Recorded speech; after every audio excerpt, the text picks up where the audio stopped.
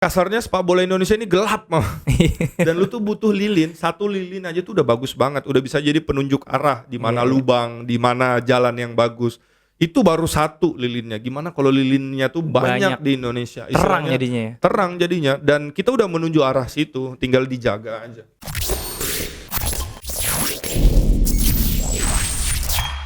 Assalamualaikum warahmatullahi wabarakatuh. Balik lagi sama gue Imam Heroziki di Topcast. Kali ini gue kedatangan Bang Bes. Gila. Terakhir kita bikin video, view-nya banyak banget loh Bang Bes. Yang tentang taktik loh. Banyak yang nanya juga, mana PDF-nya? Oh iya benar. Terus tapi udah lu swipe up gitu kan di story lu kan? Di story secara reguler. Banyak tuh yang download ya. Kita ngebahas itu Villanesia ya. Ini berarti membuktikan Mam bahwa di Indonesia rasa haus untuk belajar sepak bola itu masih besar banget. Dan padahal Villanesia ini kan basic banget untuk usia grassroots atau usia muda, tapi laku. Iya. Luar biasa. Itu kalau kita jual kayaknya nyair. Itu dicetak gitu Bang bukunya, hard copy-nya. Iya harusnya hard copy dijual di Gramedia ya. Dieditnya dikit-dikit. Ya, Bang Bes nih sebenarnya dulu dikenal sebagai translatornya Luis Milla ya. Yes. Orang banyak bilang Bang Bes ini adalah translator Luis Milla. Enggak juga. Simon juga sebenarnya. Orang lupa gue tuh juga pernah kerja sama Coach Simon, dan pengaruh Simon dalam karir sepak bola gue tuh juga lumayan besar karena dia banyak banget menginspirasi juga. Walaupun kemarin hasil memang nggak sesuai dengan harapan, tetapi itulah bagian dari sepak bola. Ada up, ada down ya, dan kebetulan gue lagi ada di downnya aja, tetapi itu ada pelajaran juga yang didapat. Ada ya? Apa yang kira-kira membedakan antara Simon sama Luis Milla? Tentu pendekatan pelatih ke pemain Simon berbeda banget sama Luis Milla. Kalau Luis Milla kan waktu itu dia nggak terlalu kenal dengan pemain Indonesia. Dia baru 1-2 tahun di Indonesia. Iya. Sedangkan Simon kan sempat di Liga 1 sudah ya? lebih kenal dia dan dia udah tahu kisi-kisinya bagaimana cara menghadapi pemain Indonesia, bagaimana di liga seperti apa, dan itu adalah poin plus seorang Coach Simon. Dan kemarin kebetulan kalahnya aja karena lawannya memang persiapannya jauh lebih matang daripada kita. Iya. Tapi quote unquote netizen justru lebih suka sama Luis Milla dibanding Iya, tentunya. Padahal si Coach Simon lebih lama di lu ada. Mungkin karena Coach Luis Milla di Asian Games itu adalah puncaknya dan permainannya luar biasa menurut gua ya, dan udah lama kita nggak main kayak seperti itu. Di Indonesia kan banyak berapa tahun terakhir mereka menang, tetapi menangnya nggak semenghibur ala Luis Milla, dan Luis Milla bisa membawa kayak sepak bola modern lah. Kalau kita nonton PSG lawan Bayern Munich beberapa hari yang lalu, nah itu menurut gua sepak bola modern saat ini. Cepat, transisi cepat, menyerang, bertahan, formasinya 4-2-3-1, pakai 2 sayap, ball positionnya nggak lama, langsung ke depan, kadang-kadang defense, kadang-kadang counter. Itu yang bener-bener longnya sedikit. Oh iya, biasanya kan kalau Indonesia kan dikit-dikit long ya. Sebenarnya long nggak apa-apa Mam, orang banyak antipati sama long. Kalau lu long, habis itu pemain belakangnya ikut buat nutup jarak antara pemain depan dan belakang, itu sebenarnya nggak masalah, karena dengan itu lu menutup lapangan, memperkecil lapangan kan. Tapi kalau lu long terus lu masih nunggu di sini, di sini ada space. Ada space. Ketika bola kerebut lagi, kena counter, itu kelihatannya jelek banget. Mic-nya Bang, sorry. Kelihatannya jelek banget. Ya, jadi second ball-nya ya. Jadi begitu di long kerebut, terus ada area ya antara defender sama defendernya harus naik. Harus naik ya untuk nutup celah ya. Kebiasaan kita di Indonesia, kita masih bertahan tuh nunggu di depan kotak itu. Akhirnya ketika bola kerebut di atas, ya lawan dengan gampang lah untuk melakukan serangan balik. Oke, Bang Bes, lu terkenal dengan tagline percaya proses. Gue pribadi demen banget gue sama tagline tersebut karena menggambarkan bahwa semua hasil yang bagus itu pasti dimulai dari proses. Luar biasa, ini kayaknya udah pengalaman nih percaya proses.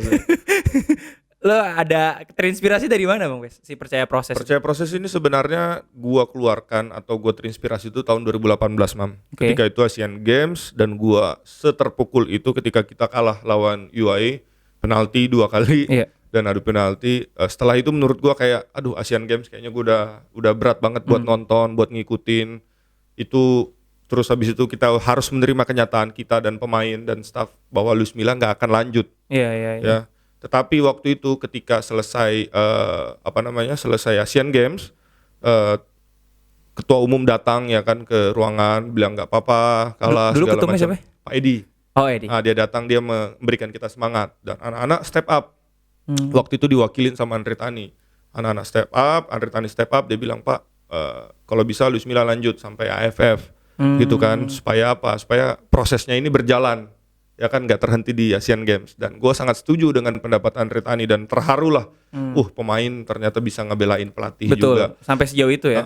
Dan di situ gue merasa kayak, berarti ini proses belum selesai.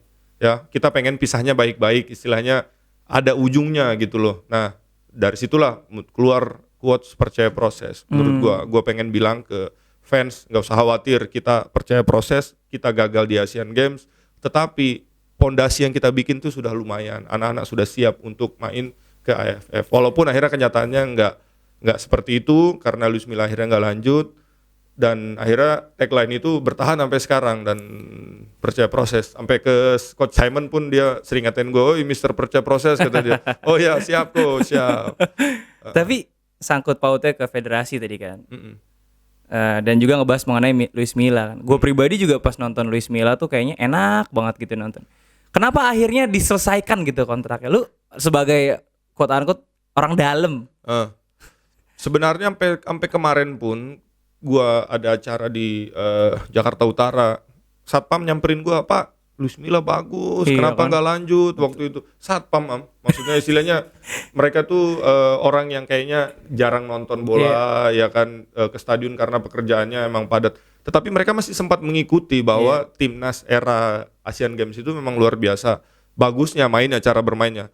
Walaupun nggak menjamin mereka nggak menang ya. Walaupun dalam sepak bola kita balik lagi tujuan utamanya kan menang. Tetapi paling nggak yang dibutuhkan Indonesia saat ini adalah kita tuh harus butuh pondasi.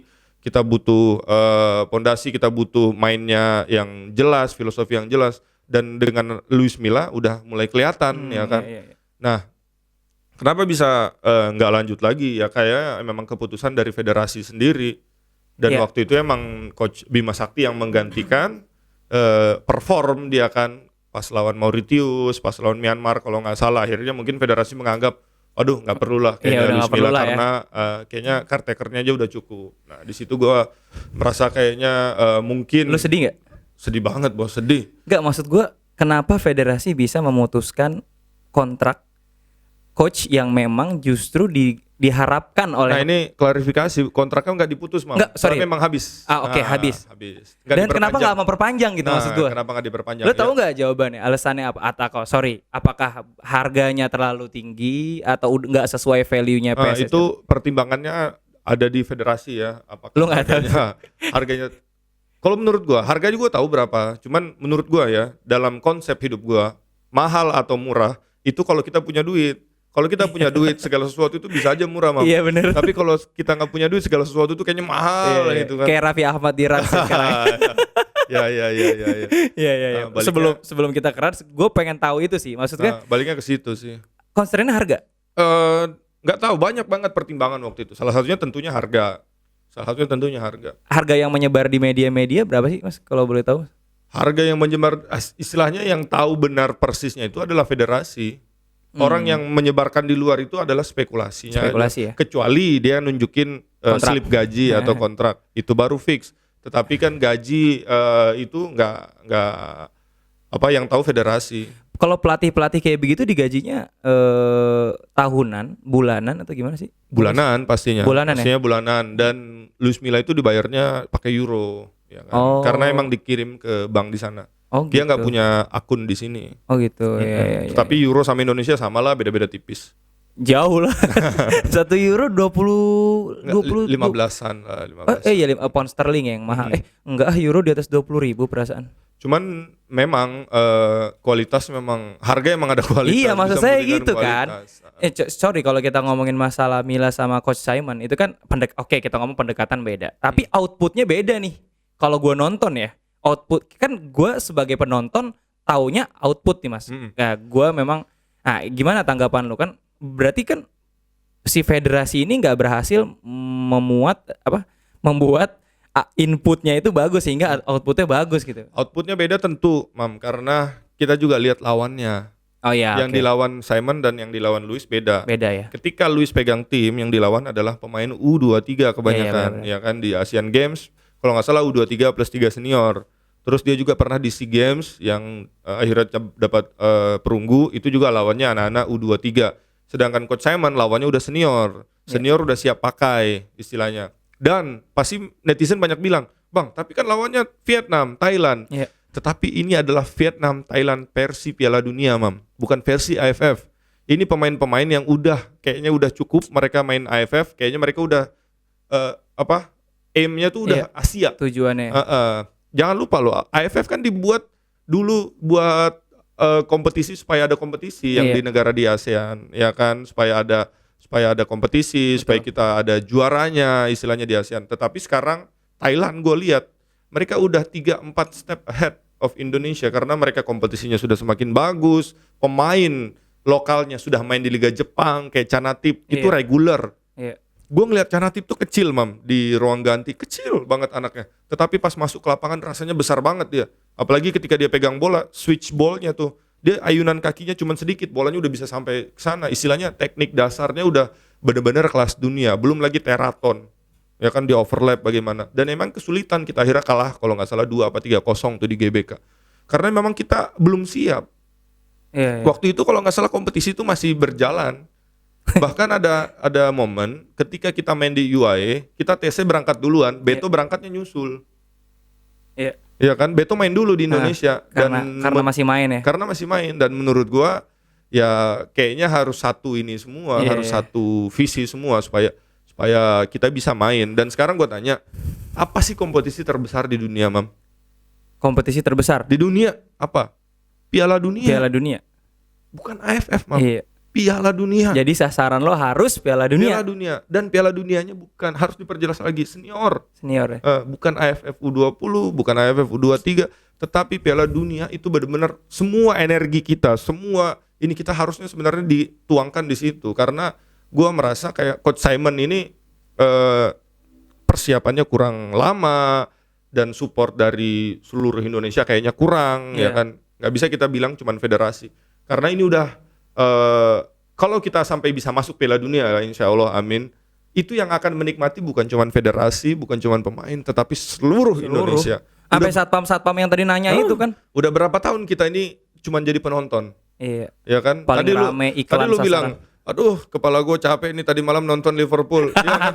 Kalau bagian nonton kayak begitu orang Indonesia jago. Bangun subuh, gue udah terlatih bangun subuh dari gue kecil. Tetapi kalau suruh latihan gue berat. Bener. Karena emang budaya gue untuk latihan nggak kurang. Budaya kita budaya menonton ya. Kayaknya kita budaya rame-ramean, rame-rame nonton, nobar. Tetapi ketika harus latihan, harus benar-benar fokus akan satu hal, kayaknya masih belum. Makanya di situ dedikasinya kayak harus. Jadi dengan kata lain, ya sekarang kan lu masih di PSSI kan, tapi sedikit lagi keluar kan karena Rans itu tadi kan, karena Rans kan. Cuman maksud gua artinya si federasi ini harus gimana ya? Menurut gua apakah federasi itu harus senantiasa dengerin omongan netizen atau gimana ya? Kalau kan setidaknya bikin mereka puas gitu. Karena kan kita netizen kita kan liar. Kalau menurut gue federasi dia harus punya pegangan ya istilahnya. Dia punya prinsip, dan 3-4 tahun gue di sana udah cukup bagus. Apalagi gue di departemen sekolah pelatih ya di departemen teknik. Di situ gue melihat federasi udah bener-bener sangat encourage orang-orang untuk ikut kursus pelatih. Ya, kita nggak bisa cepet-cepet, Mam, kayak wah gue langsung mau prestasi, gue mau langsung main bagus di U20, di AFF, di senior, nggak bisa. Kita tuh harus istilahnya lu bangun rumah. Kayaknya nih CEO nih kayak rumahnya banyak ya. Kalau bangun rumah kan nggak mungkin lu bangun atap langsung, ya kan? Atau jendela, lu bangun jendelanya dulu. Lu harus bangun pondasinya dulu. Gambarnya dulu kali. Gambarnya dulu. Gambarnya dulu. Nah, ini gue lebih jauh lagi nih kayaknya nih. Gambarnya dulu. Habis dulu pondasinya harus bagus, tanahnya mungkin lu keruk atau apa segala macam sebelum atapnya jadi. Ya, kesalahan-kesalahan kita di masa lalu. Kita cuma memoles dari luar, tetapi dalamnya nggak bagus. Itu yang harus kita hindari. Di sini federasi udah sangat baik dengan melakukan pembibitan pelatih, Mam. Ya, ini menurut gua ada 3 hal yang harus diperbaiki di Indonesia kalau mau sepak bolanya maju. Pertama, tentu infrastruktur. Ya, infrastruktur harus banyak. Kalau mau main bola nggak susah anak-anak, apalagi anak-anak usia muda. Terus kedua, pelatih harus banyak.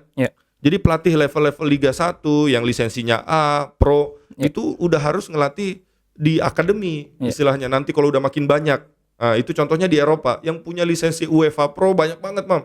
Jadi UEFA Pro, orang yang pernah datang ke Indonesia kerja di La Liga, dia lisensinya UEFA Pro. Itu udah selevel sama Pep, sama Mourinho. Jadi bayangin Mam, kualitas anak kita kalau dilatih pelatih yang levelnya udah tinggi banget.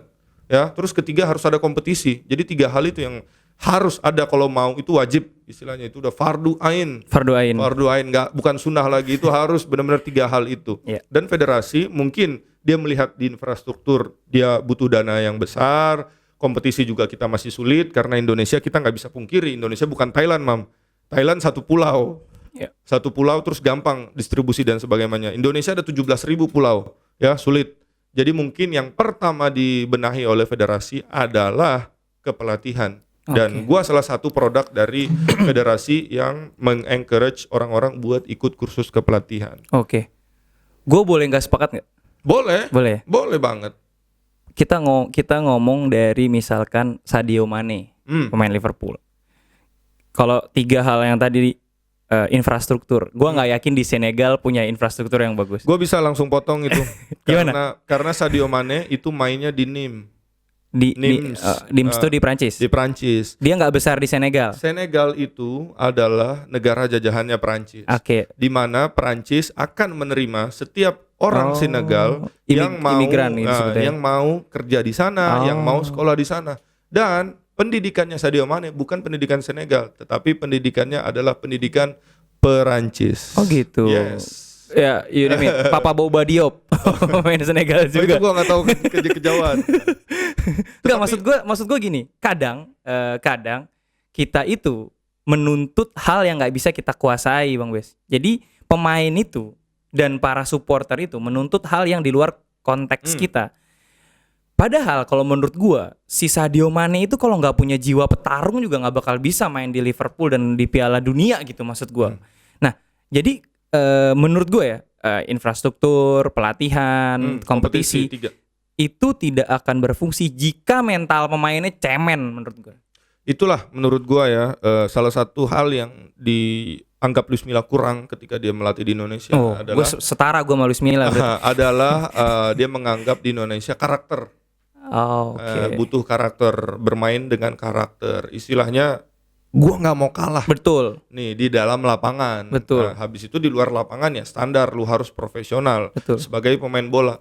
Nah, ini yang menurut gua ketika usia muda yang harus kita ajarkan ke anak-anak. Prinsip nggak mau kalah ini benar-benar ngotot, bermain ngotot. Bermain ngotot tuh bukan bermain kasar, beda. Bukan bermain lu nekel-nekel, enggak, Mam. Tetapi lu tuh nggak mau kalah. Bola lu kerebut, lu rebut lagi. Ini adalah salah satu prinsip bermain kita waktu di Asian Games kemarin. Immediate press, counter press istilahnya kalau bahasa orang-orang Jermannya ya kan, gegen pressing kalau lebih ekstrimnya. Nah, di sini yang menurut gue dituntut untuk bermain seperti itu. Udah sepak bola modern seperti itu, lu harus bermain dengan punya karakter. Karena di Indonesia kalau menurut gue kita tuh masih ada budaya kayak senioritas, masih ada budaya nggak enak sama abang ini, nggak enak sama mas ini segala macam. Padahal kalau udah di dalam lapangan, makanya pemain-pemain muda di Eropa macam Haaland, Bellingham tadi malam cetak gol, mereka usia muda, tetapi mereka santai aja karena mereka punya karakter. Betul. Itu. Nah itu yang nggak ada di pemain kita ya kalau kurang sebenarnya. Ada beberapa cuman kurang. Tapi nggak menyeluruh gitu maksudnya. Jadi budaya kompetisinya itu bukan dimulai dari diri sendiri. Jadi dia tuh kayak ya gue ngeliatnya lembek sih. Contoh misalkan ada pemain ditawarin main di luar, tapi dia nggak mau karena alasan bahasa. Ya ilah, emang Muhammad Salah pas ke Italia atau ke awalnya kemana tuh Muhammad Salah? Pemain mana dulunya gue lupa sebelum Muhammad Salah pertama kalau nggak salah dari Mesir dia ke Swiss. Ya. Nah, gue yakin dia cuman bahasa Arab doang yang dia bisa kan? Itu balik lagi Mam, karakter. Nah itu maksud gue. Harus punya karakter yang kuat. Dan di sini gue lihat pemain kayak Asnawi. Wah, gue senang banget lihat dia di Korea sana. Betul. Survive dan eksis juga. Maksudnya dia main. Betul. Dia nggak cuma di sana karena sponsor misalnya ya kan tanda kutip. Tetapi dia benar-benar main dan gue senang dia main di posisi terbaiknya dia. Dan gue yakin setelah beberapa tahun dia sana, dia balik ke Indonesia atau dia bisa bawa timnya promosi, itu dia bakal jadi pemain yang beda. Itu jadi value added yang luar biasa banget. Makanya gue bilang Thailand itu udah 3-4 step lebih jauh daripada Indonesia, bukan 1-2 step lagi, Mam, 3-4 step, karena ada pemain kayak Canatip yang jadi the best 11 player di Liga Jepang. Jepang. Dia nggak cuma numpang lewat doang, tetapi dia jadi best 11 dan nilai kontraknya udah nggak usah ditanya. Kalau lu berprestasi, itu duit akan datang nyari lu, bukan lu yang nyari duit. Itu yang gue percaya. Lu ngerasa pesimis gak sih? Sebenarnya ini yang gue mau Kalau bilang. di tiap hari tuh ngurusin ya kan, ketemu lagi 4 ya ampun tahun. gini banget. 4 tahun gue kerja di federasi. Sebelumnya gue fans, ya kan. Iya. 2016 gue masih nonton AFF pakai tiket dari calo. Masih Itu bisa tuh ya. Masih bisa. Masih lewat pagar juga, masih itu.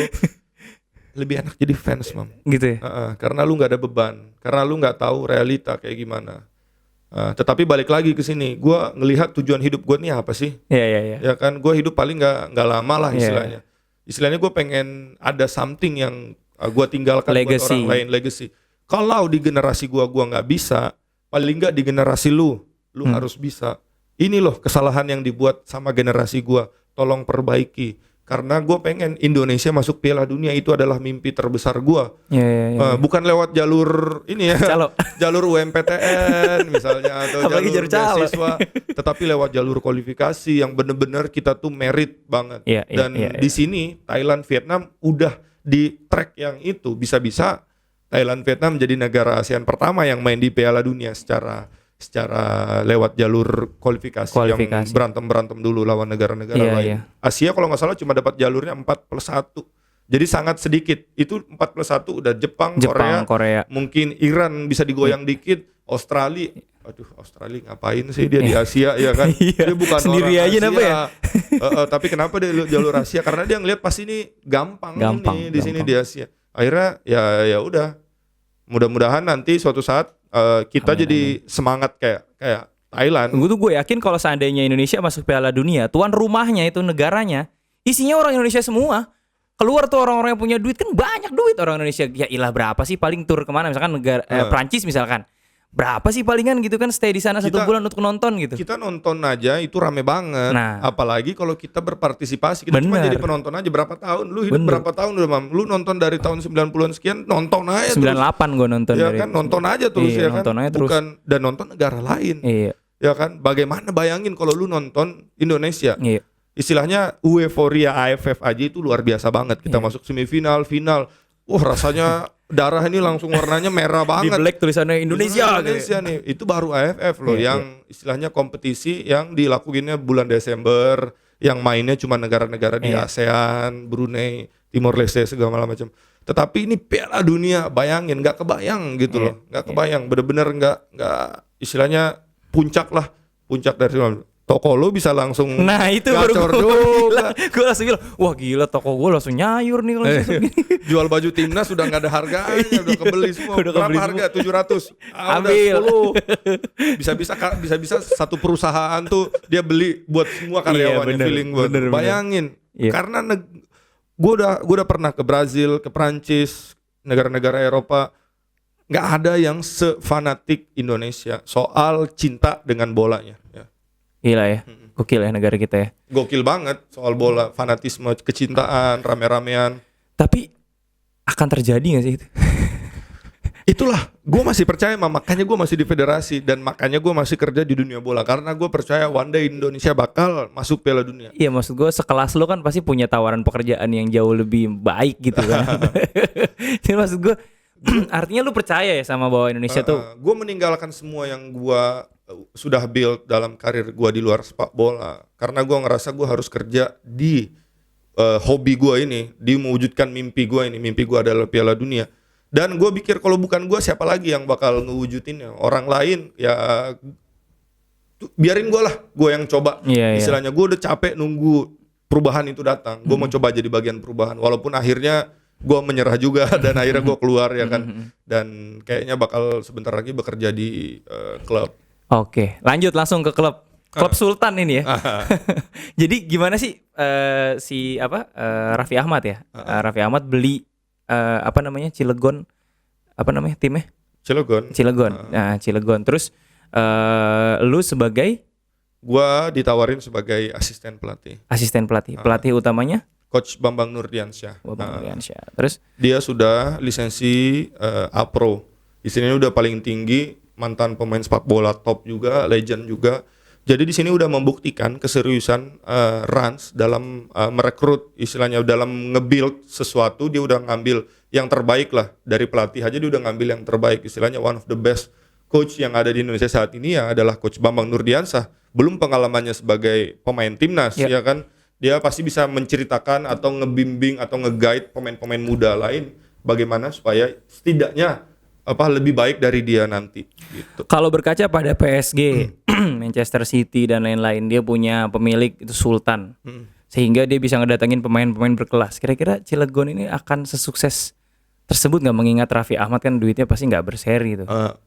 Menurut gua konsep pemain konsepnya gitu nggak? Enggak, menurut gua konsep memilih pemain terbaik akan membuat tim terbaik menurut gua tidak sepenuhnya benar. Dulu ada pernah masa Galacticos zamannya Real Madrid. Justru pas Galacticos itu Madrid nggak sebagus sekarang, nggak sesolid sekarang. Sekarang Real Madrid pemainnya ya pemain usia 29, 30, 31 dan dengan ketenaran yang standar-standar aja. Luka Modric waktu dia pindah ke Madrid biasa aja kan. Toni Kroos juga harganya cuma 20 dari Bayern Munich. Tapi sekarang udah jadi pemain top. Istilahnya nggak butuh pemain yang hebat atau terkenal itu, tetapi butuh pemain yang cocok dengan sistemnya pelatih.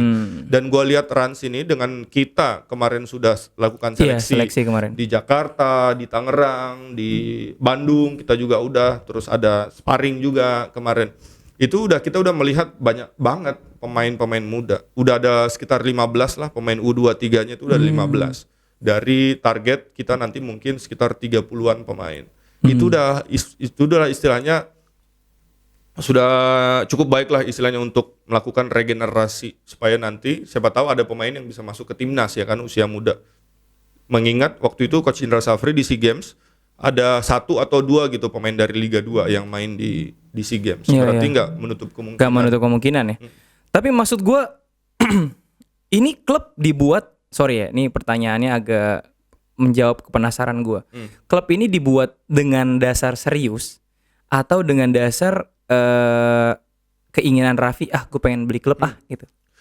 Tentu jawabannya adalah serius, karena dengan dia memilih pelatih yang tadi gue jawab Coach BN itu adalah one of the best. Di Indonesia itu cuman ada kalau nggak salah 20-an pelatih AFC Pro dan sebagian sudah melatih di Liga 1. Dan dengan dia mengambil pelatih yang istilahnya udah top tier lah istilahnya, itu udah menunjukkan keseriusan yang luar biasa.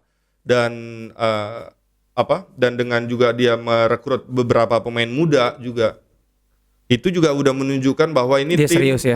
Istilahnya kayaknya nggak cuma mau numpang lewat. Ya gitu maksud gue itu loh, dan akan ada istilahnya kita akan coba lah bermain sebaik mungkin. Oke. Pertanyaan selanjutnya gue pengen ngebahas tentang yang baru terjadi belakangan nih, kan lagi seru nih fenomena tentang Bang Valen. Kan lu kan sering ketemu beliau kan.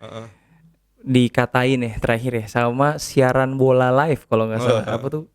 Cocot silit kalau nggak salah. Cocot silit berarti mulut pantat ya. Kasar banget sih itu ya. Terus kemarin diposting di Instagramnya, membuat video seolah-olah bisa nggak kamu jadi komentator gini. Terus si itunya udah ampun bang gitu. Itu fenomena yang terjadi apa sih, Bang? Kalau menurut gue ya, kita di Indonesia ini terbiasa internet itu terlalu cepat kayaknya masuk ke Indonesia, terlalu akhirnya kita tuh kaget ya kan. Sebenarnya otak belum nerima ya. Sebenarnya kayaknya belum siap kayaknya Indonesia ini, dengan mungkin kita edukasinya belum cukup di sekolah ya kan, tiba-tiba udah dapat internet. Akhirnya dengan adanya internet ini kita jadi ngerasa kita punya suara dan bebas untuk melakukan apapun yang kita mau, bebas berkomentar. Makanya pemerintah kan akhirnya ada polisi cyber atau apa gitu kan buat ngecek. Karena di Indonesia memang kadang nggak kekontrol kalau komen istilahnya. Kita tuh nggak mikir, kita tuh bisa melukai perasaan orang lain. Kalau menurut gue sih megang prinsip, kalau lu nggak bisa mengatakan hal yang baik, lebih baik lu diam. Diam aja ya. Istilahnya gitu. Kalau lu nggak bisa ngelakuin hal yang baik, janganlah lakukan hal yang buruk. Mending lu diam. Kalau lu nggak ada kontribusi buat society, mending lu diam aja. Istilahnya jangan ngerusak lah istilahnya. Apapun yang dilakukan Bang Valen itu di di siaran, itu adalah hak dia itu adalah profesinya dan itu adalah warna ya yang ada di Indonesia. Gue pribadi suka sih. Gue dengar komentator itu lucu gitu. Ya maksudnya itu adalah warna istilahnya. Zaman dulu kan monoton ya istilahnya dan agak sedikit begitu aja selama bertahun-tahun. Tetapi datang Bang Valen dengan warnanya dia dan kita terhibur. Jujur ya, kita terhibur. Kalau enggak ya nggak mungkin lah dia akan dipakai di mana-mana. Itu pasti karena dia terhibur, kita semua terhibur. Dan menurut gue itu adalah pilihan. Kalau lu nggak suka, lu kan bisa mute, lu kan bisa kecilin suaranya. Dan itu gua rasa nggak terlalu mengganggu itu. Itu mungkin lu aja yang pengen dinotis, dinotis atau istilahnya caper. Atau bahasa lebih kasarnya lagi lu pengen pansos karena pengen ngatain orang. Dan menurut gua lu nggak perlu menjatuhkan orang kalau lu mau naik ya, katakan hal yang baik aja udah, istilahnya nggak usah dibesar-besarkan. Emang begitu orangnya Bang Valen, memang sangat kocak ya dengan warna komentatornya yang seperti itu. Ya lu either take it or leave it, istilahnya lu nggak bisa bilang wah jelek nih ini segala macam, lu nggak bisa karena ya kita cuma mendengar, sama kayak fans ya. Sekeras-kerasnya suara fans bola di luar bola tetap nggak akan bisa mengubah hasil pertandingan ya. Dengan lu mengata-ngatai pelatihnya jelek, pemainnya jelek, ininya jelek, itu nggak akan merubah apa-apa kalau misalnya orang itu emang nggak berubah. Kalau orang itu nggak mau dengar gimana? Kan nggak ada gunanya suara lu. Buffon aja pernah bilang, Mam, saya nggak peduli dengan supporter yang teriak di belakang saya karena itu nggak akan buat saya kebobolan, kata dia. Gitu. Istilahnya itu akan ngasih semangat aja gitu loh, ngasih semangat. Jangan deh kasih kata-kata yang negatif. Kalau negatif iya memang nggak peduli, tapi kalau positif ya pasti kita tangkap karena itu ya. jadi booster istilahnya. Mengenai ngomongin masalah komentar netizen nih, ada yang pernah menyerang lu nggak? Wah sering banget, maksudnya sering. Coba ceritain dong. Yang paling lu tandain sampai sekarang? Wah nggak, gue sih ikut filosofinya Coach Justin ya. Idola kita. Daripada gua lawan orang-orang yang kayak begitu. Istilahnya kalau gua bales komentar-komentar negatif yang gak berpendidikan, berarti gua sama kayak mereka nantinya. Berarti gua bukan orang yang istilahnya dengan gua udah sekolah kemana-mana, berarti gua sama aja kayak mereka dengan kasar, dengan gak melihat istilahnya proses tadi. Zamannya Simon waktu kalah-kalah itu komentar luar biasa banget, dan kasihan gue sama Coach Simon, dan dia nggak berhak untuk menerima semua cacian itu karena memang dia emang in charge dengan tim. Tetapi kan ini kan tanggung jawab kita semua. Tapi ngaruh nggak sih si Coach Simon, kalau lu kan mendampingi Coach Luis Milla sama Coach Simon, komentar-komentar netizen itu ngaruh nggak ke otak mereka? Sebenarnya dibaca juga sama mereka. Dibaca. Tetapi terus dia cerita nggak kalau misalkan kayak gila komentarnya nih gitu segala macam. Ya dia bilang cerita di Indonesia ngeri banget maksudnya. Komentar-komentar netizen itu. Kalau Luis Milla sih kan dia nggak bisa bahasa Inggris ya, apalagi bahasa Indonesia. Jadi kalau komentar-komentar gitu kayaknya dia skip sama dia. Tapi kalau Coach Simon kan udah lama di Indonesia, jadi dia ada paham sedikit. Dan itu jangan salah, komentar-komentar negatif itu kadang-kadang bukan malah ngebangun, Mam. Itu malah bikin down, khususnya ke pemain. Betul. Dan pemain di Indonesia itu jangan lupa, pemain Indonesia tuh muda-muda, Mam. Betul. Ya, jarang yang 30 tahun ke atas masih main di timnas. Rata-rata pemain timnas kita itu kan U23, U24, Sadil kan muda banget. Rizky Pelu yang umurnya belum 30. Itu ketika diserang netizen, dia notice juga, dia baca juga. Istilahnya cukup lah, jangan kita ngasih kritik yang terlalu berlebihan, menghancurkan istilahnya. Yang biasa-biasa aja. Tapi ada yang bilang bahwa kita nggak mungkin mengkritik kok kalau mainnya bagus. Ya itu misalnya itu yang sangat di Indonesia ini gampang dilakukan, gampang banget kita berkomentar gitu loh. Kalau misalnya lu ngerasa, bahkan gue pun ngerasa, gue tadi udah bilang di awal, gue tuh capek menunggu datangnya perubahan. Akhirnya gue coba jadi bagian dari perubahan. Betul. Nah sekarang kalau lu misalnya ngerasa kayak kalau mereka menang kita nggak akan kritik kok, kita mau kalah ya udah lu kasih solusi bagaimana caranya supaya bisa menang, bukan cuman bilang kayak lu harus menang, lu jelek banget mainnya. Dengan kita bilang lu jelek banget mainnya, seluruh Indonesia udah tahu kalau lu mainnya jelek. Tapi kan solusinya apa sekarang? Ngasih gitu solusi kan bukan tugas netizen, Bang. Ya itulah mereka ngapain gitu makanya. Sampai ada pemain itu yang benar-benar dia lock IG-nya. Ya, Bambang Pamungkas salah satunya. Di timnas, dulu. Sampai dia di lock. Jadi benar-benar karena udah segitunya. Gua aja sering kalau misalnya lagi kalah-kalah gitu gua offin ininya komentatornya. Komentarnya karena kadang-kadang bukannya menghibur atau gimana, malah bikin down, nggak enak jadinya. Iya. Tapi ya itu tadi maksud gua sebenarnya sah-sah aja sih. Sebenarnya sah-sah aja, di luar negeri pun orang juga komentar luar biasa pedes. Ronaldo aja yang sudah segitu karirnya, Messi yang segitu karirnya nggak lepas dari kritikan. Tapi gue yakin kritikan-kritikan di luar negeri itu nggak sepedes di sini. Di Indonesia mau udah level 5 kali kalau ayam geprek. Pedes. Jadi lapar gue. Cuman maksud gue gini, apakah memang mental pemain kita atau orang yang terlibat di industri sepak bola yang quote unquote cemen ketika ketika diserang ternyata ini dianggap sebagai wah, jadi dipikirin gitu. Kan kalau menurut gue kadang gini, di luar negeri juga kasus rasis juga tinggi banget, Bang. Contoh misalkan waktu siapa ya yang terakhir Son. Ya, Son misalkan. Sterling juga. Itu kan sampai dikasih quote monyet lah, emot monyet lah, apa semua segala macam. Jadi udah lebih menjurus ke fisik. Tapi di luar negeri itu bisa dilaporin, Mam. Oh, di kita?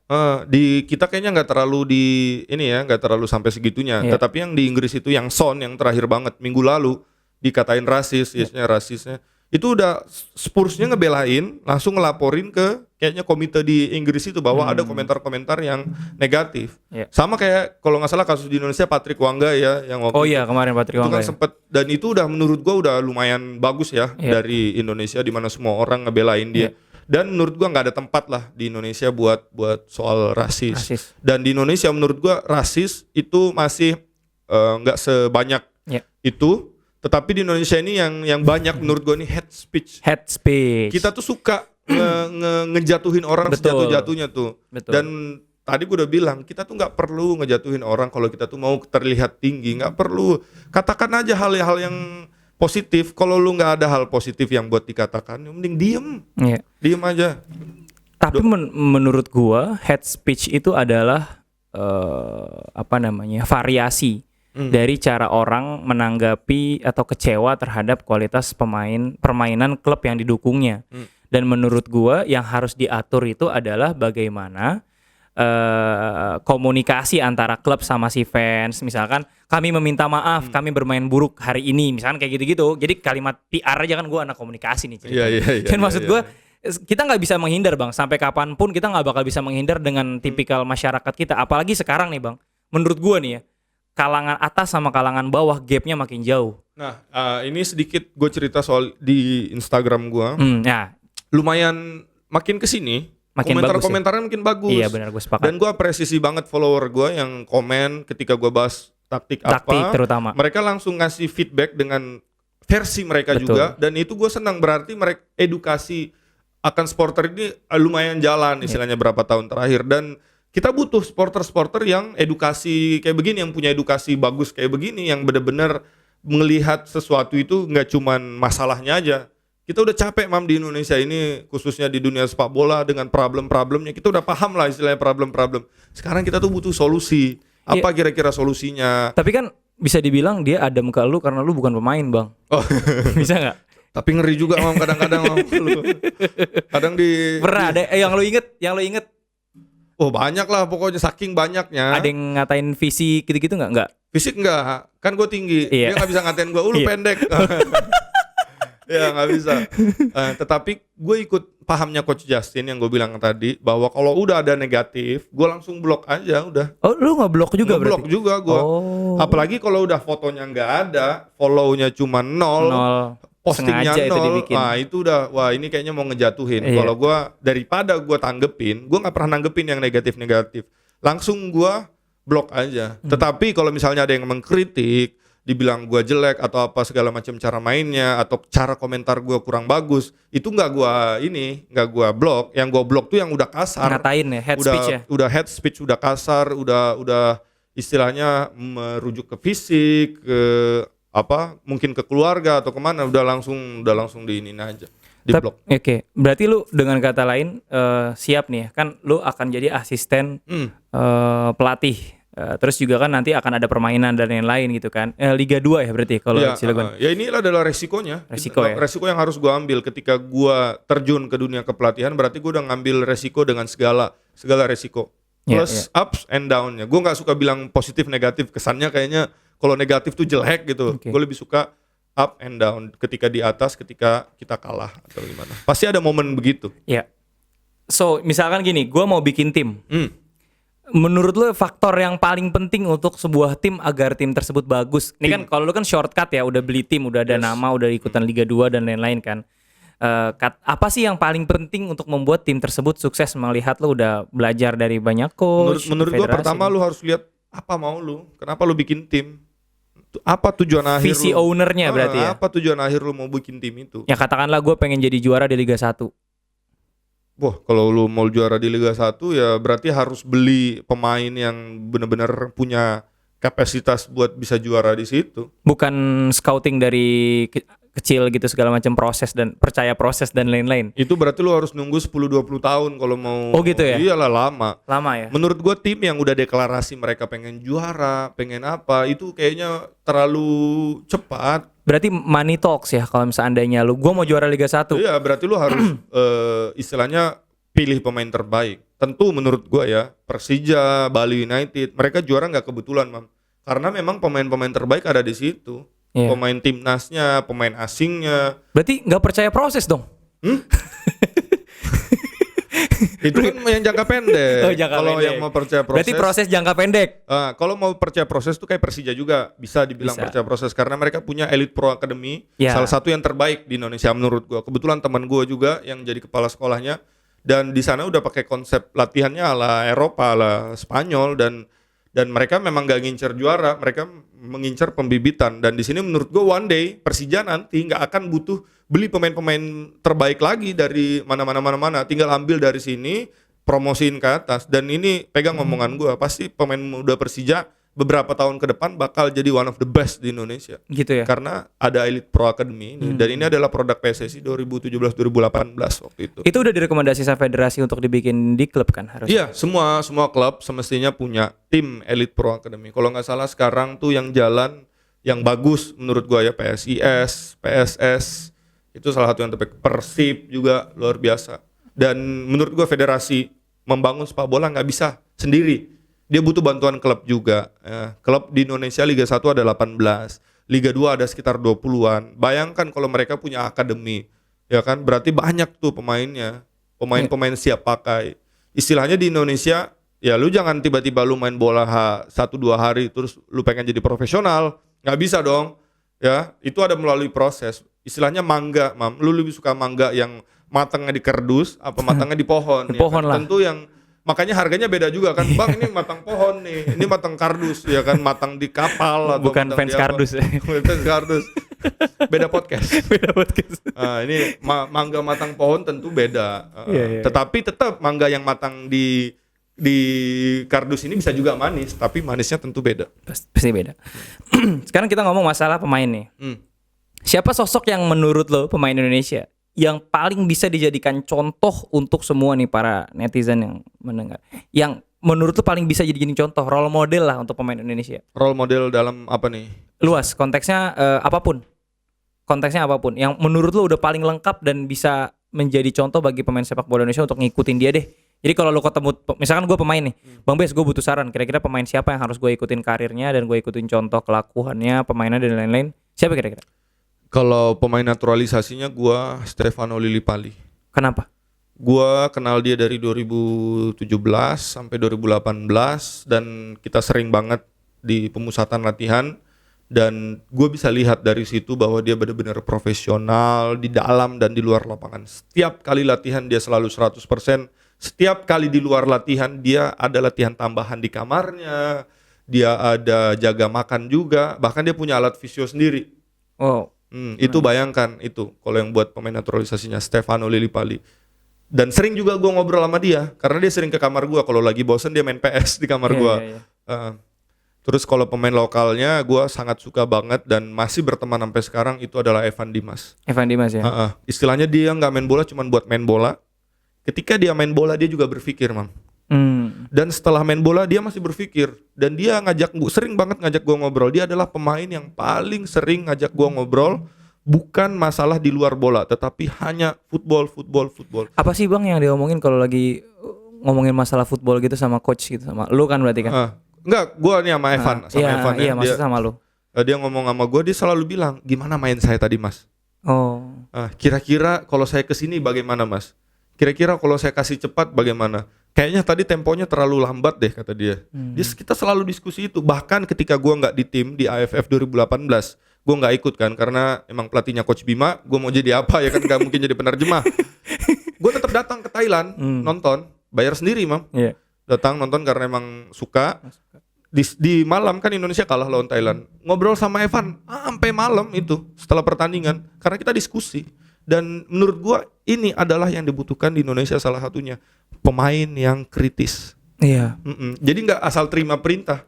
Evan Dimas tuh bener-bener leader di lapangan, bener-bener segitunya lah dengan sepak bola. Dia punya visi bermain sangat bagus, belum lagi kualitas passingnya. One of the best lah di Indonesia. Kritisnya sama diri sendiri ya. Sama tim juga.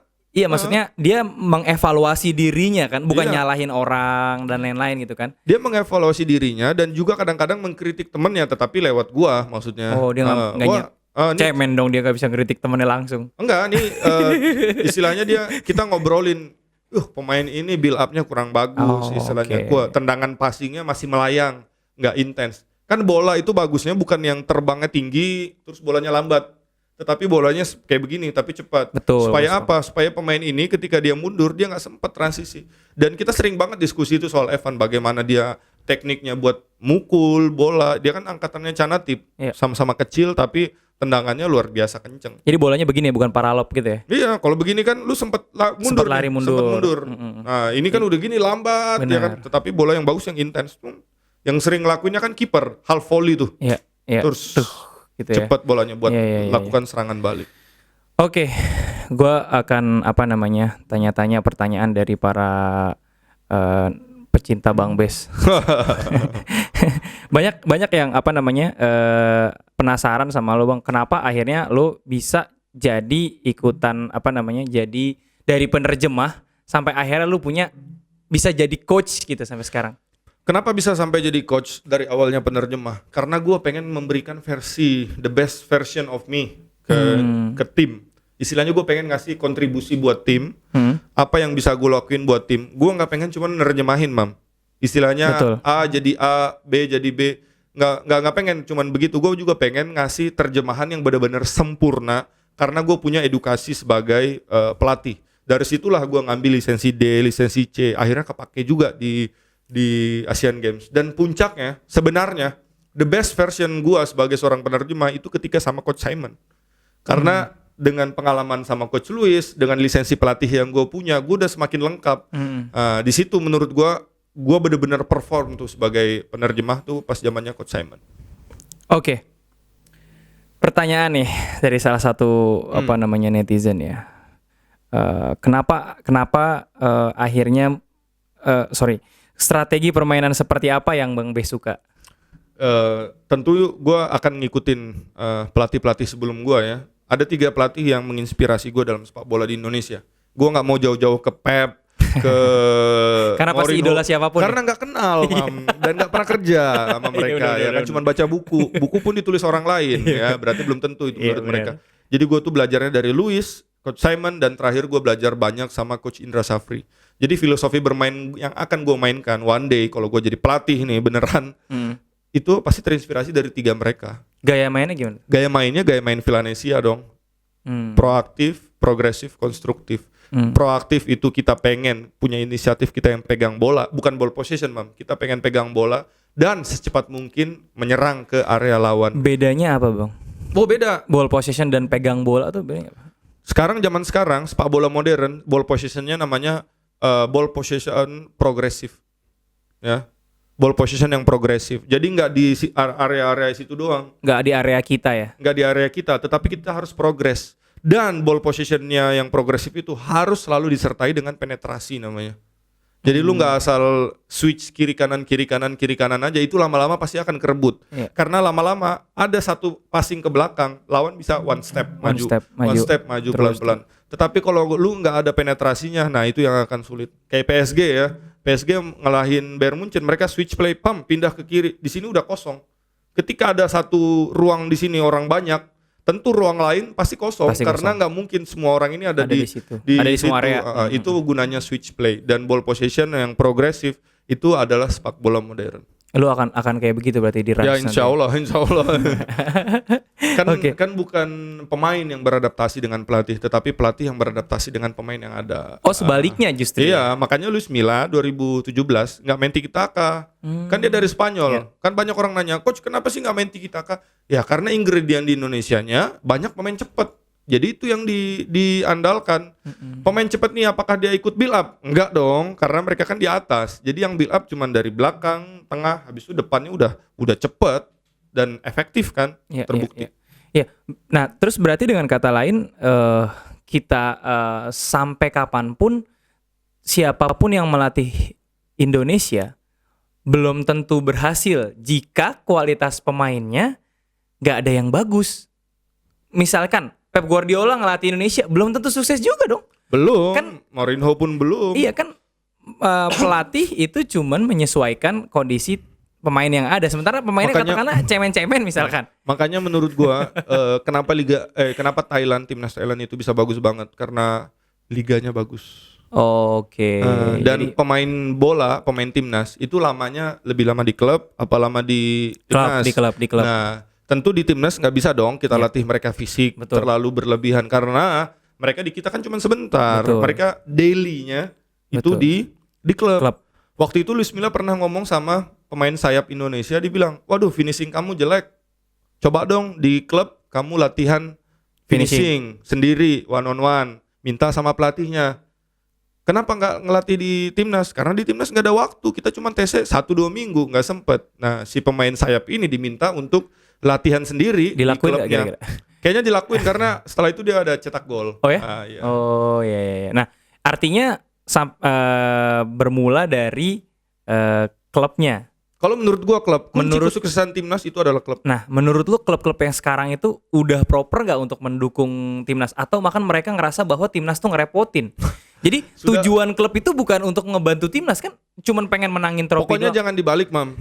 Gimana? Pokoknya jangan dibalik. Timnas yang menciptakan pemain buat klub, jangan sampai seperti itu. Tetapi klub yang menciptakan pemain untuk timnas. Karena tujuan akhir pemain bola itu final istilahnya final fantasy-nya ya, atau ultimate dream-nya itu adalah tim nasional. Ya, kayaknya udah nggak ada lagi istilahnya Messi aja masih kurang, dia tuh udah juara champion sana Iya, sini, tetapi iya. di negaranya nggak juara masih kurang ya kan. Iya. Nah, makanya di klub ini adalah kunci kalau mau timnas kita tuh bagus, kuncinya di klub. Dan gue lihat sekarang sih udah makin bagus. Kita lihat Bali United, Persija, Persib udah makin profesional, apalagi dengan akademinya yang gue bilang tadi. Ya kita jadi semakin percaya diri lah untuk ke depan. Tetapi Indonesia mungkin speednya masih agak lambat, speed perubahannya itu menuju yang top. Klub mana yang kira-kira udah punya mindset bagus sehingga bisa dukung timnas untuk berprestasi? Gue suka Persija, gue ngeliat Persija, gue suka Bali United. Ya, ini gue ngeliat senior dan akademi ya. Iya, Jadi gue iya. nggak cuma ngeliat performa di seniornya.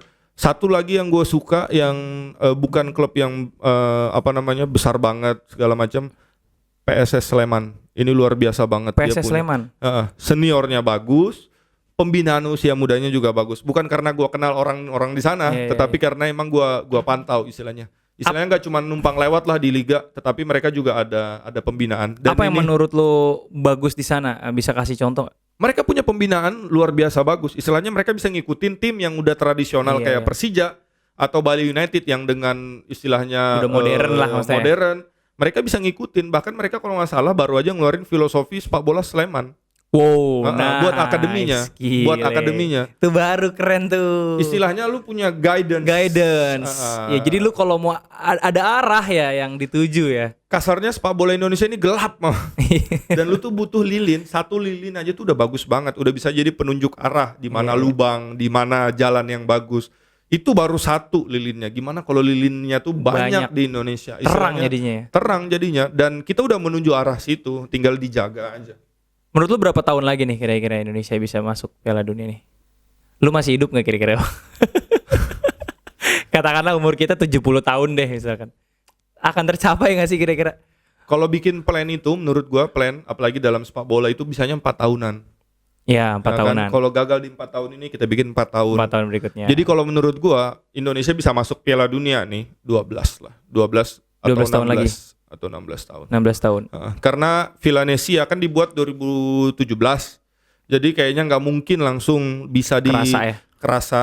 Dan memang Luis Milla waktu itu kan yang ngasih tunjuk lah istilahnya, ini loh sepak bola modern. Dan akhirnya emang kelihatan, gua nonton Bayern Munchen main, PSG main, gua senyum-senyum sendiri karena ini kayak zaman dulu nih gue lihat ya kan, walaupun tentu nggak bisa kita bilang sama persis mainnya karena kan memang pemainnya beda. Tetapi konsep cara bermain, game plan 4-2-3-1-nya kan sama banget. Ya. Berarti kalau build up dari bawah. Kalau 12 tahun lagi berarti Piala Dunia tahun berapa tuh? 2000 berapa tuh? Ya pokoknya 12 tahun lagi lah. 12 tahun lagi. Piala Dunia kapan sih? 2022, 2026, 2030. Berarti 2002 mungkin 2030. 2030-an ya.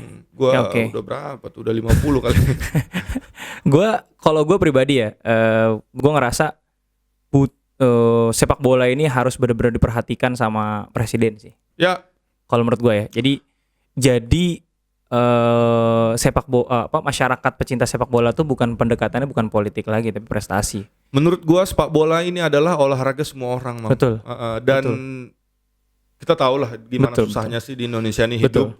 Ya kan, apalagi lu kerja kantoran aja itu susah hidup, Mam. Kerja 9 to 5. Gua pernah ngerasain 9 to 5, macet banget pas pergi, macet banget pas pulang. Gaji nggak seberapa. Tetapi ketika gue nonton bola, nonton timnas, plong rasanya. Ya, istilahnya ini bisa jadi penyemangat lu di kala lu susah. Ingat, nasionalisme itu orang Indonesia tuh nasionalismenya luar biasa banget. Bagaimana kita bisa menang lawan penjajah tahun-tahun 40-an itu kan karena kita rasa memilikinya luar biasa. Dan timnas ini milik semua orang dan bukan cuma milik yang main, milik pelatih atau milik federasi, tetapi milik semua orang. Sepak bola ini stakeholder utamanya menurut gua adalah kita semua fans. Betul. Ya, sepak bola itu ada buat kita supaya kita tuh terhibur. Jadi makanya jangan terlalu stres lah kalau nonton bola tuh, jangan sampai baper atau ngatain sampai sara. Karena konteksnya hiburan ya. Karena emang hiburan, sepak bola ini terhibur. Kalau lu nggak terhibur nonton bola, ya udah lu nonton yang lain. Nonton aja Liga Eropa. Nggak mungkin nggak terhibur, Mang. Lu nonton Juve terhibur gak? Musim ini nggak. Berarti lu gak sama, gue juga nonton Liverpool. Jadi mungkin ada 4 pertandingan, 1 doang terhiburnya. Kalau Juve musim ini ya 4 lagi, 1 lagi. Karena lu terbiasa ngeliat Juve menang mulu sih. Karena terbiasa ngeliat menang. Tetapi gue makin dewasa sekarang. Nah, gue akhirnya mendoakan. Oh, Inter emang berarti niat. Kalau Milan yang juara baru gue mungkin gue jadi netizen kardus kalau sampai Milan juara. Head speech udah nggak modal ya kan, penalti terus, menang lagi. Kalau Inter nggak apa-apa. Lukaku mahal pak harganya, Hakimi mahal. Memang niat dia untuk menang. Emang niat. Pelatihnya pun pelatih termahal di Liga Italia. Jadi wajar, silahkan juara musim ini, nggak masalah. Gue sih fair-fairan. Di Liga Champions kita gagal, ya udah nggak apa-apa, udah biasa. Udah biasa. Nggak harus menang-menang terus ya kan. Liverpool aja musim ini ya kan bisa menang lawan siapapun, bisa kalah lawan siapapun. Ya kan, lawan Sheffield kalah kalau nggak salah. Tapi nggak seru sebenarnya ngelihat Liverpool musim lalu yang digdaya banget tuh, nggak seru, nggak enak gitu. Jadi nggak bisa nyombong justru karena saking menang mulu kan, malas nggak bisa. Sebenarnya Liverpool musim lalu itu ngebangunin Manchester City yang sekarang. Iya benar. Manchester City sekarang revolusioner banget. 3-2-1-4 formasinya ketika dia pegang bola. Itu formasi apaan itu kan nggak jelas. Nggak kebayang ya. Itu benar-benar Pep emang benar-benar orangnya aneh. Ya? Dia menciptakan bagaimana bisa bek kanan masuk ke tengah. Iya. Itu apa gitu kan. Iya. Hebat gitu loh. Kalau menurut gua Indonesia nggak bakal bisa juara dunia sebelum gua presiden ya bang. Menurut gua bebas lah ya. Menurut gua kita tuh nggak boleh terjebak dengan kata juara, Mam. Oh nggak usah, masuk Piala Dunia aja, masuk Piala Dunia aja. Ini di. Gue presidennya dah, beneran. Gue tahu caranya deh, ayo deh. Karena di Indonesia ini, kebetulan gue pelatih SSB juga dan gue lihat ada SSB di situ di HP lo. Di Indonesia nih anak-anak kecil umur 12 tahun, 10 tahun, tuntutan untuk menang atau juaranya tuh tinggi banget. Itu salah ya? Kasian, salah. Itu salah. Sekarang gue tanya ke lu, Mam, Piala Dunia FIFA itu adanya umur berapa aja? U20 sama ini kan senior kan? Kan 17 juga ada. U17 juga ada. Paling kecil 17. Kenapa kira-kira nggak ada Piala Dunia U12 atau U13? Ya karena memang belum dituntut berprestasi anak seumur gitu. Karena di FIFA 6 sampai 12 tahun itu grassroots namanya atau akar rumput. Di situ lu mengenal, lu berkreasi, lu ngelakuin apapun yang lu mau lah sama bola. Ya. Habis itu 13 sampai 15 tahun itu namanya golden age of learning. 13 sampai 15. 13 sampai 15. Di situ lu harus bisa pakai dua kaki, nggak cuma di kanan doang. Kalau lu di sepak bola profesional, kita udah makin fokus taktiknya, Mam. Lu jaga pemain ini, kakinya kaki kanan, lu tutup kaki kanannya supaya dia pakai kiri. Nah, itu kan udah sangat detail. Sedangkan kalau kita di Indonesia, kalau dari usia 12 13 tahun, strateginya lu kasih nomor 9, nomor 9 yang cetak gol. Strateginya itu, kasihan yang lain nggak main. Iya. Ya. Dan makanya itu nggak ada Piala Dunia U12 U13 karena anak-anak memang yuk main, yang penting main dulu, partisipasinya dulu, jangan dipaksa. Ini buat orang-orang tua nih. Nah, yang itu gue suka baru mau maksain. tandain. Orang tua kan permintaannya kadang tinggi banget, Bang. Ya itulah, mereka ngelihat bola ya mungkin malamnya ngelihat profesional Mbappe, bagus, malamnya ngelihat dia Mbappe. pengen anaknya kayak Mbappe. Enggak Pak, anak kita itu biarkan dia jadi apapun yang dia mau. Maksudnya belum tentu. Bola tuh bakat-bakatan juga, Mam. Iya, bener, Talenta, kita nggak bisa bohong. Sepakat. Lu nggak punya bakat, lu nggak akan bisa. Bener. Yang tadi kita udah bahas panjang banget di awal karakter. Karakter tuh juga adanya dari talenta juga lahirnya bener. itu. Yang kita bisa build itu mungkin visi bermain, taktik. Tetapi ujung-ujungnya bola tuh talent juga. Evan Dimas itu talent, Pak. Talent. Badannya nggak besar, Pak, Evan Dimas, tetapi bagaimana dia eksekusi bola. Canatip, Messi, Ronaldo lu bilang Ronaldo tuh kerja keras, Ronaldo tuh latihan terus. Nggak mungkin juga dia bisa jadi kayak begitu kalau nggak punya talent. Ya kan? Iya, benar. Jadi kalau anak nggak punya talent jangan dipaksain, udah biarin aja dia main. Jangan lupa, kita kadang lupa bola itu adalah olahraga. Betul. Bukan bola adalah teman, Buat bola adalah sehat. teman, olahraga juga. Buat Makanya sehat. ya kan waktu itu kan lu sempat campaign sepak bola amatir. Emang sepak bola buat semua supaya kita tuh have fun. Betul. Namanya juga fun football. Betul. Makanya yang suka main fun football, taruhan, serius, buat apa? Lu kan bukan pemain profesional, Iya, fun bener. aja. Akhirnya nanti lu menghalalkan segala cara, Mam. Iya. Makanya U12, U13 dipaksa menang, umurnya kurang setahun, curi umur. Yang Dalam terjadi seperti itu ya. Dalam Islam, gue orang Islam, nggak berkah. Betul. Mungkin lu menang, tetapi nggak berkah Nggak akhirnya. Udah yang lurus-lurus aja. Di Indonesia kayaknya udah kita kebiasaan kayak begitu. Akhirnya sampai ke senior, mungkin Allah nggak ngedengerin doa-doa kita tuh karena ya ini dari kecil udah curi umur nih, udah main segala cara ini kan dari kecil. Dari kecil udah gitu. culas. Udah culas. Anak kecil emang nggak mau, paling orang tuanya yang Nah, anak kecil. Gua ngelatih yang gue latih tuh anak-anak SMP, SD di tempat gua ngelatih sekarang di Asiop ya. Itu gua ajarin mereka, lu main bola aja, yang penting tuh tekniknya lu perbaikin, lu hilang bola, lu rebut lagi, nggak apa-apa, lu terserah lu mau apain bola itu, lu mau dribbling kek, lu mau shoot kek, tetapi ingat, lu harus tanggung jawab. Ketika bola lu hilang, lu harus jadi orang pertama yang ngerebut. Di situ gue mencoba membangun karakter anak-anak itu buat jadi fighter. Orang tuanya terima nggak lu gituin? Orang tuanya di luar. Jadi nggak ada. Tapi dia protes nggak? Kok anak saya nggak pernah berprestasi gitu-gitu? Enggak, kebetulan gue ngelatihnya yang pembibitan, bukan yang di pembibitan ya. kompetisi. Dan gue nggak gitu suka konsep kita tuh harus berkompetisi di usia muda untuk juara. Karena menurut gue anak-anak kecil U12, U13, apalagi U yang 6 tahun, 8 tahun, mereka main bola aja, Mam. Mereka udah juara menurut gue. Dan ketika mereka ikut festival, yang ikut main-main itu kasih medali aja, semua bener. medali sertifikat. Berapa sih harganya? Bener. Jangan yang cuman yang menang yang top skor doang dikasih. Bener. Ya, jangan sampai kita tuh membebani anak-anak kecil itu dengan strategi ngasih ke nomor 9 biar 9 yang main. Akhirnya nanti dia nggak suka main bola loh. Akhirnya nanti dia bilang, ini pelatih ada pemain kesayangan. Ini pelatih saya nggak pernah dimainin. Padahal anak-anak di bawah 17 tahun, 16 tahun tuh biarin aja udah main semua. Toh juga end produknya mau kemana sih? Iya, bener. Piala Dunia kan U17. Bener. U15 nggak mungkin, 13 nggak mungkin. Udah kita berkaca sama FIFA aja. Indonesia jangan hanya pengen juara, pengen menang. Oke, pertanyaan terakhir nih gue liat di postingan lo, prinsip latihan ala Spanyol. Ini kan di sini free. Nah, di sini sekalian aja Bang Bes, boleh ceritain nggak nih prinsip latihan ala Spanyol apa bedanya dan bagaimana Tentu prinsip latihan ala Spanyol itu gua ngambil dari Luis Milla ya. Dan tentu yang pertama, konsep pertama dari prinsip latihan ala Spanyol itu adalah intensitas, Mam. intensitas. Jadi intensitasnya high intensity. Istilahnya kalau lu pakai jam kayak begini iklan nih, lu punya bisa ngelihat detak jantung.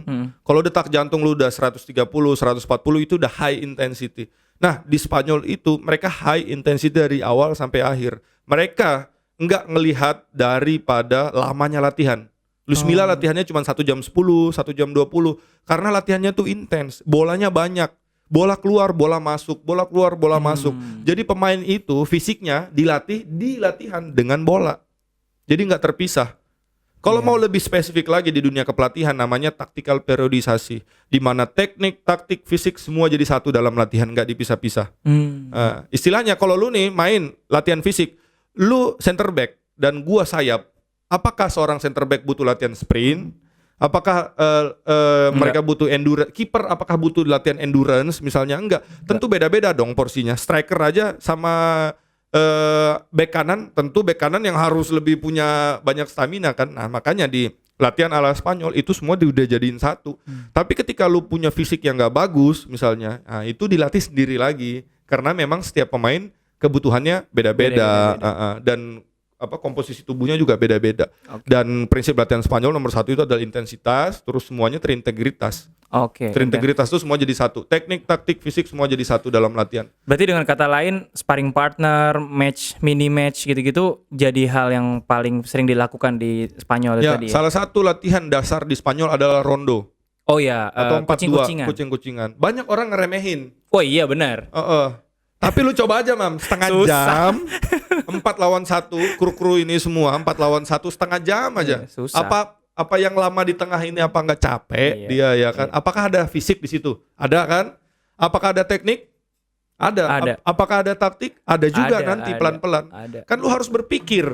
Kalau bola di sana, gua harus di mana ini? Benar. Nah, kasarnya dalam sepak bola, sebelum bola itu dipasing ke lu udah tahu harus kasih ke siapa. Betul. Dan kucing-kucingan itu nggak cuma 4 lawan 1, mam. Itu basicnya itu. Itu adalah dasarnya. Tapi nanti bisa jadi kayak 4 lawan 4 plus 2, 4 lawan 4 plus 3, 3-nya netral. Atau netral. Misalnya 4 lawan 4 lawan 4, ya kan?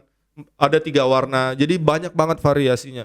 Jadi zamannya Luis Milla dia ngebawa rondo, latihan rondo ini akhirnya jadi common banget. Dan ini menurut gua hal yang luar biasa lah istilahnya. Oke. Kita sampai pada ujung diskusi. Bang Bes boleh closing statement ke kamera di sebelah sini. Tujuan Bang Bes adalah ingin membawa Indonesia. Gimana ya? Gue punya mimpi Indonesia tuh main di Piala Dunia dan gue sempat ada di posisi bahwa gue capek menunggu datangnya perubahan. Akhirnya gue mencoba jadi bagian dari perubahan. Makanya jangan tunggu datangnya perubahan, jadilah bagian dari perubahan itu. Dan jangan lupa tetap tentunya percaya proses ya kan? Karena nggak ada yang instan. Iya betul. Ya. Beli baju percaya proses bisa langsung ada di bio lu ya. Ini jualan baju bukan nyari untungnya mam, tetapi gue pesannya tersampaikan. Yalah. Makanya gue suka ketika orang beli itu gue posting lagi, gue bilang ini adalah percaya proses attitude. Karena banyak yang DM gue pemain-pemain muda, pelatih yang dia bilang, bang karena gue ngikutin percaya proses gue jadi lebih semangat dan menurut gue itu udah jadi something yang bikin gue bangga. Menurut gue udah achievement yang istilahnya bukan uang, bukan glory, bukan apa. Gue bisa menginspirasi orang supaya dia nggak menyerah pada keadaan itu udah something banget.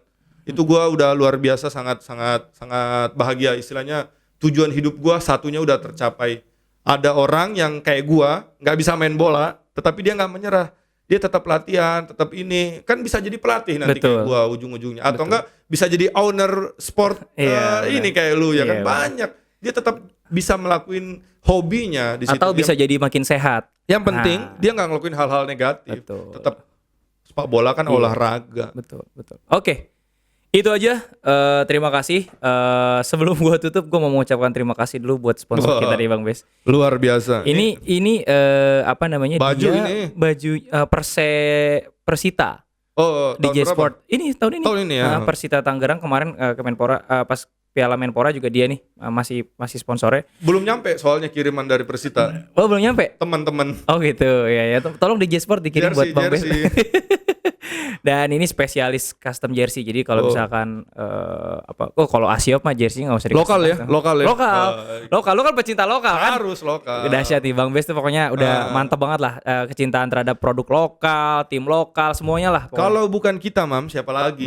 Kan yang mencintai produk lokal. Karena ini kan kalau dia ada di Indonesia, berarti dia mempekerjakan orang-orang Indonesia. Betul. Istilahnya ada pelapangan pekerjaan dan istilahnya saudara-saudara kita ada kerjaan. Betul nih, kayak dia sponsor ini kan kita jadi bisa bayar listrik. Iya kan. Jadi duitnya ke kita juga, Bang. Iya, berarti kita juga.